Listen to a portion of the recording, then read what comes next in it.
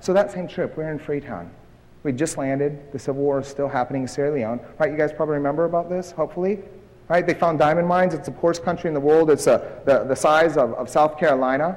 And these people went crazy.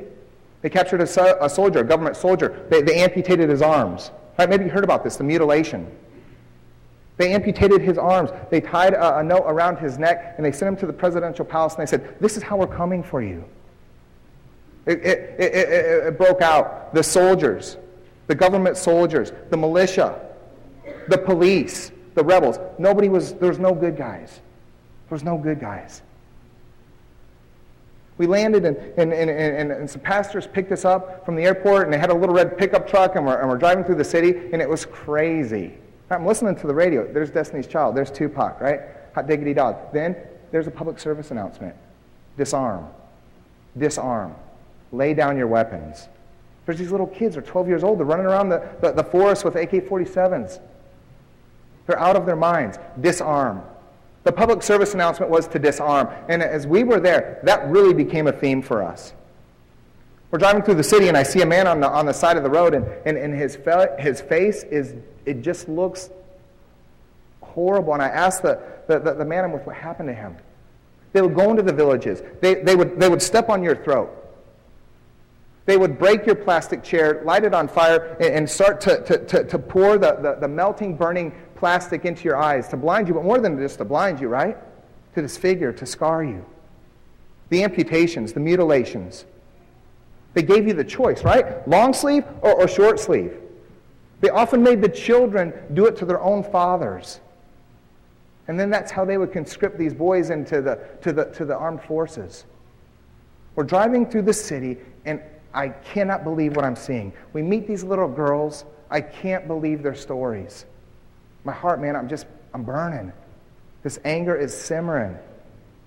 I'm angry. I get in my mind what the rebels, what they look like, who they are. I get in my mind what the government soldiers, what they look like, who they are, the police force, right? And I kind of get that image. We go to an airstrip that's been turned into a refugee camp. It's huge, huge refugee camp. It's a slum. It's a big slum, right? And we're poking around the slum, and we meet these two little boys. They're 15 years old. They were also soldiers, right? The same thing happened. The rebels come into their village. They burn it down. They kill all the men. They, in fact, force the children to commit atrocities against their own families. These boys start fighting. There's this one boy, Muhammad. He is so brutal. He is so vicious.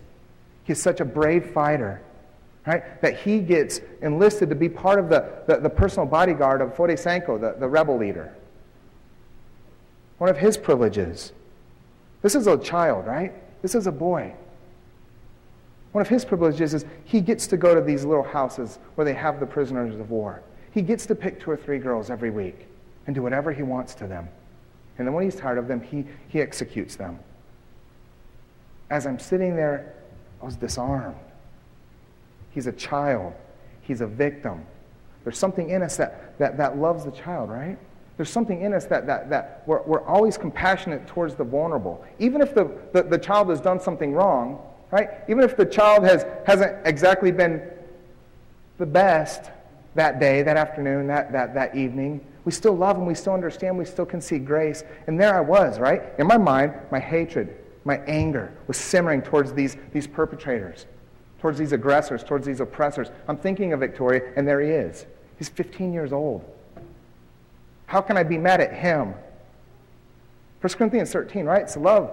The word on love, we know it by heart, backwards and forward, but there's something at the end of it that says, when I see in a mirror, right, I see dimly as a poor reflection. And it was there that I sat in his slum in a refugee camp, that I saw my own face. That I'm the child of God, that I do horrible things, that I am a subject and a slave of the empire, and that I carry out its bidding in the world. But because of how I live, because of how I do church, I perpetuate these things. I serve the idol of security and control and power. I value wealth at the expense of Victoria, and in such a way that blood diamonds cause a little boy to have to pick up an arm and fight. I was disarmed. He opened my eyes when I saw myself in this boy.